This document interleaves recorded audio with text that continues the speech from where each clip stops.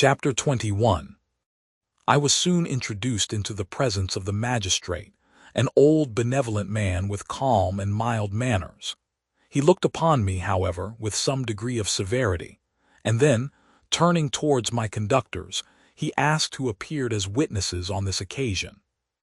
About half a dozen men came forward, and one being selected by the magistrate, he deposed that he had been out fishing the night before with his son and brother-in-law, Daniel Nugent, when about 10 o'clock they observed a strong northerly blast rising, and they accordingly put in for port.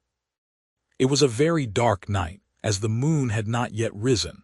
They did not land at the harbor, but, as they had been accustomed, at a creek about 2 miles below. He walked on first, carrying a part of the fishing tackle, and his companions followed him at some distance. As he was proceeding along the sands, he struck his foot against something and fell at his length on the ground. His companions came up to assist him, and by the light of their lantern they found that he had fallen on the body of a man, who was to all appearance dead. Their first supposition was that it was the corpse of some person who had been drowned and was thrown on shore by the waves, but on examination they found that the clothes were not wet, and even that the body was not then cold.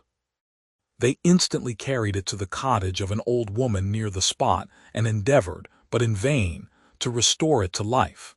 It appeared to be a handsome young man, about 25 years of age. He had apparently been strangled, for there was no sign of any violence except the black mark of fingers on his neck. The first part of this deposition did not in the least interest me, but when the mark of the fingers was mentioned, I remembered the murder of my brother and felt myself extremely agitated. My limbs trembled, and a mist came over my eyes, which obliged me to lean on a chair for support.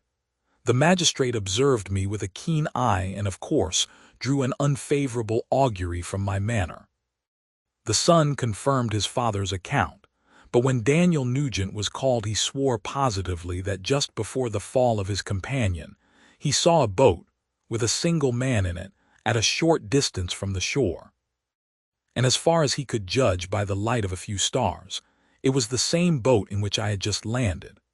A woman deposed that she lived near the beach and was standing at the door of her cottage, waiting for the return of the fishermen, about an hour before she heard of the discovery of the body, when she saw a boat with only one man in it push off from that part of the shore where the corpse was afterwards found. Another woman confirmed the account of the fishermen having brought the body into her house. It was not cold. They put it into a bed and rubbed it, and Daniel went to the town for an apothecary, but life was quite gone.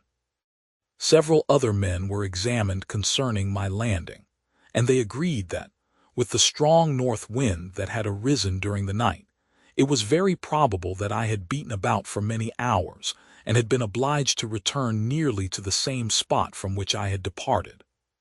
Besides, they observed that it appeared that I had brought the body from another place, and it was likely that, as I did not appear to know the shore, I might have put into the harbor ignorant of the distance of the town from the place where I had deposited the corpse. Mr. Kerwin, on hearing this evidence, desired that I should be taken into the room where the body lay for interment, that it might be observed what effect the sight of it would produce upon me.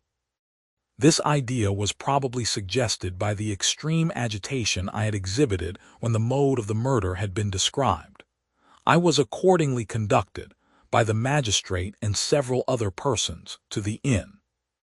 I could not help being struck by the strange coincidences that had taken place during this eventful night, but knowing that I had been conversing with several persons in the island I had inhabited about the time that the body had been found, I was perfectly tranquil as to the consequences of the affair. I entered the room where the corpse lay and was led up to the coffin. How can I describe my sensations on beholding it? I feel yet parched with horror, nor can I reflect on that terrible moment without shuddering and agony. The examination, the presence of the magistrate and witnesses, passed like a dream from my memory when I saw the lifeless form of Henry Clerval stretched before me. I gasped for breath, and throwing myself on the body, I exclaimed, Have my murderous machinations deprived you also, my dearest Henry, of life? 2. I have already destroyed. Other victims await their destiny. But you, Clerval, my friend, my benefactor. The human frame could no longer support the agonies that I endured, and I was carried out of the room in strong convulsions. A fever succeeded to this. I lay for 2 months on the point of death. My ravings, as I afterwards heard, were frightful. I called myself the murderer of William, of Justine, and of Clerval. Sometimes I entreated my attendants to assist me in the destruction of the fiend by whom I was tormented, and at others I felt the fingers of the monster already grasping my neck, and screamed aloud with agony and terror. Fortunately, as I spoke my native language, Mr. Kirwin alone understood me. But my gestures and bitter cries were sufficient to affright the other witnesses. Why did I not die? More miserable than man ever was before, why did I not sink into forgetfulness and rest? Death snatches away many blooming children, the only hopes of their doting parents. How many brides and youthful lovers have been one day in the bloom of health and hope, and the next a prey for worms and the decay of the tomb? Of what materials was I made that I could thus resist so many shocks, which, like the turning of the wheel, continually renewed the torture? But I was doomed to live, and in 2 months found myself as awaking from a dream, in a prison, stretched on a wretched bed, surrounded by jailers, turnkeys, bolts, and all the miserable apparatus of a dungeon. It was morning, I remember, when I thus awoke to understanding. I had forgotten the particulars of what had happened, and only felt as if some great misfortune had suddenly overwhelmed me. But when I looked around and saw the barred windows and the squalidness of the room in which I was, all flashed across my memory, and I groaned bitterly. This sound disturbed an old woman who was sleeping in a chair beside me. She was a hired nurse, the wife of one of the turnkeys, and her countenance expressed all those bad qualities which often characterize that class. The lines of her face were hard and rude, like that of persons accustomed to see without sympathizing in sights of misery. Her tone expressed her entire indifference. She addressed me in English, and the voice struck me as one that I had heard during my sufferings. "Are you better now, sir?" said she. I replied in the same language with a feeble voice. "I believe I am, but if it be all true, if indeed I did not dream, I am sorry that I am still alive to feel this misery and horror." "For that matter," replied the old woman, "if you mean about the gentleman you murdered, I believe that it were better for you if you were dead, for I fancy it will go hard with you. However, that's none of my business. I am sent to nurse you and get you well. I do my duty with a safe conscience. It were well if everybody did the same." I turned with loathing from the woman who could utter so unfeeling a speech to a person just saved, on the very edge of death. But I felt languid and unable to reflect on all that had passed. The whole series of my life appeared to me as a dream. I sometimes doubted if indeed it were all true, for it never presented itself to my mind with the force of reality. As the images that floated before me became more distinct, I grew feverish. A darkness pressed around me. No one was near me who soothed me with the gentle voice of love. No dear hand supported me. The physician came and prescribed medicines, and the old woman prepared them for me. But utter carelessness was visible in the first, and the expression of brutality was strongly marked in the visage of the second. Who could be interested in the fate of a murderer but the hangman who would gain his fee? These were my first reflections, but I soon learned that Mr. Kirwin had shown me extreme kindness. He had caused the best room in the prison to be prepared for me. Wretched indeed was the best, and it was he who had provided a physician and a nurse. It is true, he seldom came to see me, for although he ardently desired to relieve the sufferings of every human creature, he did not wish to be present at the agonies and miserable ravings of a murderer. He came, therefore, sometimes to see that I was not neglected, but his visits were short and with long intervals. One day, while I was gradually recovering, I was seated in a chair, my eyes half open and my cheeks livid like those in death. I was overcome by gloom and misery, and often reflected, I had better seek death than desire to remain in a world which to me was replete with wretchedness. At one time I considered whether I should not declare myself guilty and suffer the penalty of the law, less innocent than poor Justine had been. Such were my thoughts when the door of my apartment was opened and Mr. Kerwin entered. His countenance expressed sympathy and compassion. He drew a chair close to mine and addressed me in French. "I fear that this place is very shocking to you. Can I do anything to make you more comfortable?" "I thank you, but all that you mention is nothing to me. On the whole earth there is no comfort which I am capable of receiving. I know that the sympathy of a stranger can be but of little relief to one borne down, as you are, by so strange a misfortune. But you will, I hope, soon quit this melancholy abode, for doubtless evidence can easily be brought to free you from the criminal charge. That is my least concern. I am, by a course of strange events, become the most miserable of mortals. Persecuted and tortured as I am and have been, can death be any evil to me? Nothing indeed could be more unfortunate and agonizing than the strange chances that have lately occurred. You were thrown, by some surprising accident, on this shore, renowned for its hospitality, seized immediately, and charged with murder. The first sight that was presented to your eyes was the body of your friend, murdered in so unaccountable a manner and placed, as it were, by some fiend across your path. As Mr. Kerwin said this, notwithstanding the agitation I endured on this retrospect of my sufferings, I also felt considerable surprise at the knowledge he seemed to possess concerning me. I suppose some astonishment was exhibited in my countenance, for Mr. Kerwin hastened to say, "Immediately upon your being taken ill, all the papers that were on your person were brought me, and I examined them that I might discover some trace by which I could send to your relations an account of your misfortune and illness. I found several letters, and among others, one which I discovered from its commencement to be from your father. I instantly wrote to Geneva. Nearly 2 months have elapsed since the departure of my letter, but you are ill, even now you tremble. You are unfit for agitation of any kind. This suspense is 1,000 times worse than the most horrible event. Tell me what new scene of death has been acted, and whose murder I am now to lament." "Your family is perfectly well," said Mr. Kerwin with gentleness, "and someone, a friend, is come to visit you." I know not by what chain of thought the idea presented itself, but it instantly darted into my mind that the murderer had come to mock at my misery and taunt me with the death of Clerval, as a new incitement for me to comply with his hellish desires.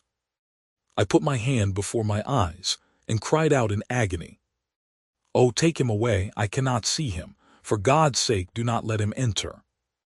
Mr. Kerwin regarded me with a troubled countenance. He could not help regarding my exclamation as a presumption of my guilt, and said in rather a severe tone, "I should have thought, young man, that the presence of your father would have been welcome instead of inspiring such violent repugnance." "My father!" cried I, while every feature and every muscle was relaxed from anguish to pleasure. "Is my father indeed come? How kind, how very kind! But where is he? Why does he not hasten to me?" My change of manner surprised and pleased the magistrate. Perhaps he thought that my former exclamation was a momentary return of delirium, and now he instantly resumed his former benevolence. He rose and quitted the room with my nurse, and in a moment my father entered it.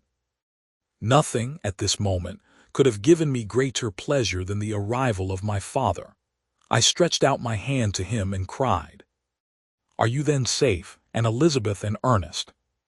My father calmed me with assurances of their welfare and endeavored, by dwelling on these subjects so interesting to my heart, to raise my desponding spirits. But he soon felt that a prison cannot be the abode of cheerfulness. "What a place is this that you inhabit, my son," said he, looking mournfully at the barred windows and wretched appearance of the room. "You traveled to seek happiness, but a fatality seems to pursue you, and poor Clerval." The name of my unfortunate and murdered friend was an agitation too great to be endured in my weak state. I shed tears. Alas! "Yes, my father," replied I. "Some destiny of the most horrible kind hangs over me, and I must live to fulfill it, or surely I should have died on the coffin of Henry." We were not allowed to converse for any length of time, for the precarious state of my health rendered every precaution necessary that could ensure tranquility. Mr. Kirwin came in and insisted that my strength should not be exhausted by too much exertion. But the appearance of my father was to me like that of my good angel, and I gradually recovered my health. As my sickness quitted me, I was absorbed by a gloomy and black melancholy that nothing could dissipate. The image of Clerval was forever before me, ghastly and murdered. More than once the agitation into which these reflections threw me made my friends dread a dangerous relapse. Alas! Why did they preserve so miserable and detested a life? It was surely that I might fulfill my destiny, which is now drawing to a close. Soon, oh, very soon, will death extinguish these throbbings and relieve me from the mighty weight of anguish that bears me to the dust. And in executing the award of justice, I shall also sink to rest. Then the appearance of death was distant, although the wish was ever present to my thoughts, and I often sat for hours motionless and speechless, wishing for some mighty revolution that might bury me and my destroyer in its ruins. The season of the assizes approached. I had already been 3 months in prison, and although I was still weak and in continual danger of a relapse, I was obliged to travel nearly 100 miles to the country town where the court was held. Mr. Kirwin charged himself with every care of collecting witnesses and arranging my defense. I was spared the disgrace of appearing publicly as a criminal, as the case was not brought before the court that decides on life and death. The grand jury rejected the bill, on its being proved that I was on the Orkney Islands at the hour the body of my friend was found, and a fortnight after my removal I was liberated from prison. My father was enraptured on finding me freed from the vexations of a criminal charge, that I was again allowed to breathe the fresh atmosphere, and permitted to return to my native country. I did not participate in these feelings, for to me the walls of a dungeon or a palace were alike hateful. The cup of life was poisoned forever, and although the sun shone upon me, as upon the happy and gay of heart, I saw around me nothing but a dense and frightful darkness, penetrated by no light but the glimmer of 2 eyes that glared upon me. Sometimes they were the expressive eyes of Henry, languishing in death, the dark orbs nearly covered by the lids and the long black lashes that fringed them. Sometimes it was the watery, clouded eyes of the monster, as I first saw them in my chamber at Ingolstadt. My father tried to awaken in me the feelings of affection. He talked of Geneva, which I should soon visit, of Elizabeth and Ernest, but these words only drew deep groans from me. Sometimes, indeed, I felt a wish for happiness and thought with melancholy delight of my beloved cousin, or longed, with a devouring malady du pays, to see once more the blue lake and rapid Rhone that had been so dear to me in early childhood. But my general state of feeling was a torpor in which a prison was as welcome a residence as the divinest scene in nature, and these fits were seldom interrupted but by paroxysms of anguish and despair. At these moments I often endeavored to put an end to the existence I loathed, and it required unceasing attendance and vigilance to restrain me from committing some dreadful act of violence. Yet one duty remained to me, the recollection of which finally triumphed over my selfish despair. It was necessary that I should return without delay to Geneva, there to watch over the lives of those I so fondly loved and to lie in wait for the murderer, that if any chance led me to the place of his concealment, or if he dared again to blast me by his presence, I might, with unfailing aim, put an end to the existence of the monstrous image which I had endued with the mockery of a soul still more monstrous. My father still desired to delay our departure, fearful that I could not sustain the fatigues of a journey, for I was a shattered wreck, the shadow of a human being. My strength was gone. I was a mere skeleton, and fever night and day preyed upon my wasted frame. Still, as I urged our leaving Ireland with such inquietude and impatience, my father thought it best to yield. We took our passage on board a vessel bound for Havre de Grace, and sailed with a fair wind from the Irish shores. It was midnight. I lay on the deck looking at the stars and listening to the dashing of the waves. I hailed the darkness that shut Ireland from my sight, and my pulse beat with a feverish joy when I reflected that I should soon see Geneva. The past appeared to me in the light of a frightful dream. Yet the vessel in which I was, the wind that blew me from the detested shore of Ireland, and the sea which surrounded me, told me too forcibly that I was deceived by no vision, and that Clerval, my friend and dearest companion, had fallen a victim to me and the monster of my creation. I repassed in my memory my whole life, my quiet happiness while residing with my family in Geneva, the death of my mother, and my departure for Ingolstadt. I remembered, shuddering, the mad enthusiasm that hurried me on to the creation of my hideous enemy, and I called to mind the night in which he first lived. I was unable to pursue the train of thought. 1,000 feelings pressed upon me, and I wept bitterly. Ever since my recovery from the fever, I had been in the custom of taking every night a small quantity of laudanum, for it was by means of this drug only that I was enabled to gain the rest necessary for the preservation of life. Oppressed by the recollection of my various misfortunes, I now swallowed double my usual quantity and soon slept profoundly. But sleep did not afford me respite from thought and misery. My dreams presented 1,000 objects that scared me. Towards morning I was possessed by a kind of nightmare. I felt the fiend's grasp in my neck and could not free myself from it. Groans and cries rang in my ears. My father, who was watching over me, perceiving my restlessness, awoke me. The dashing waves were around, the cloudy sky above. The fiend was not here. A sense of security, a feeling that a truce was established between the present hour and the irresistible, disastrous future, imparted to me a kind of calm forgetfulness, of which the human mind is by its structure peculiarly susceptible.